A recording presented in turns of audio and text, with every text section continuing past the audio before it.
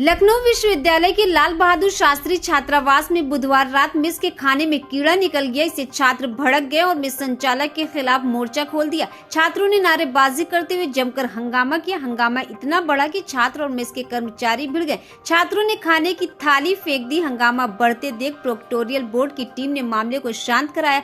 छात्रों का आरोप है कि वे कई दिनों से वार्डन से खराब खाना परोसे जाने की शिकायत कर रहे थे, लेकिन वार्डन ने उनकी शिकायत को अनसुना कर दिया। और वहीं इसको लेकर छात्रों ने क्या कुछ कहा, सुनिए।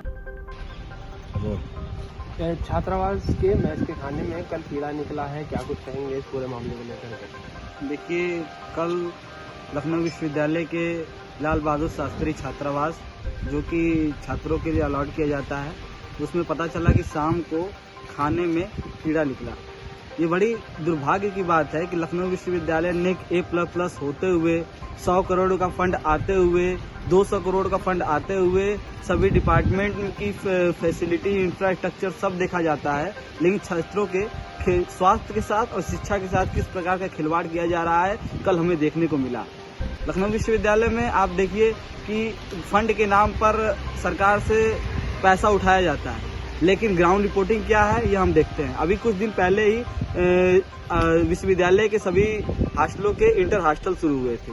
उस इंटर हॉस्टल में कई सारे कंपटीशन हुए, लेकिन उसका जो फंड था कितना आया, कितना छात्रों को मिला, कितना क्या उसका प्रोसेस रहा, इसका कोई ग्राउंड रिपोर्टिंग नहीं, कोई ट्रांसपेरेंसी नहीं है। और यही सिर्फ ये घटना नहीं है, इससे पहले भी छात्रावासों में कई घटनाएं हो चुकी हैं। इससे पहले जो महिला छात्रावास था उसमें किस प्रकार से छात्रा ने सुसाइड किया उसका भी कोई खुलासा नहीं हुआ। तो ये लखनऊ विश्वविद्यालय की रीत रही है कि इसमें सिर्फ अपना खाओ और छात्रों का क्या हो रहा है, छात्रों के भला का कोई भी इसमें रवैया देखा नहीं जाता है। शिक्षा को लेकर क्या ग्राउंड रिपोर्टिंग है, इसमें कोई भी रवैया नहीं है।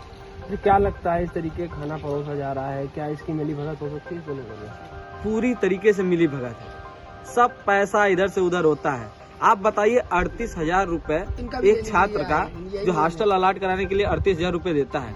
38,000 रुपए यानी पर डे का आपको 100 रुपए आपको दिया जा रहा है पर डे का, और आप खाना किस तरीके का बना रहे हैं? दिन में खाना बना है और वही शाम को गर्म करके दे दिया जाता है, वही खाना मिलता है छात्रों को। तो छात्र हैं, कोई जेल के कैदी थोड़ी हैं कि आप उनको जब चाहे तब जिस तरीके का परोस के दे रहे हैं। ये साफ तरीके का रवैया बर्दाश्त नहीं किया जाएगा। लखनऊ विश्वविद्यालय में अभी ये सिर्फ हुंकार है छात्रों का रात में, और आने वाले समय में अगर इसी तरीके की प्रतिक्रियाएं होती रही तो मैं सभी छात्रावास के छात्री एक बार घेराव करेंगे VC ऑफिस का।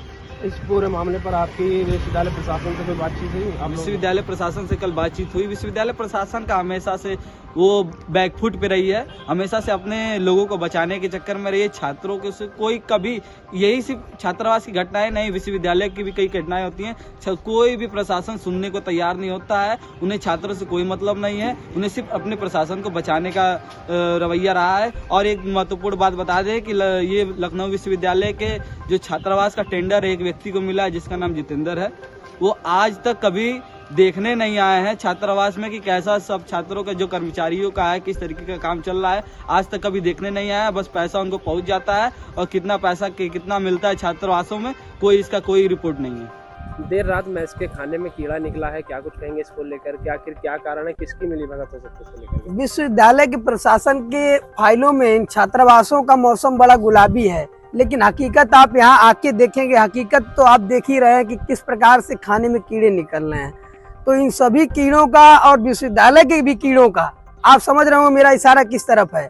जो ये 108 रुपए की खुराक पर डे डाइट की है, उसमें 84 रुपए इन लोगों को मिलता है। मेस कर्मचारियों की भी गलती नहीं है, गलती है जो 2.5 लाख रुपए प्रोफेसर पैसे पाते हैं, फिर भी यहाँ 80 रुपए सिर्फ इनको खाने का बनाने का मिलता है। 3 टाइम कौन खाना खिला पाएगा 80 रुपए में?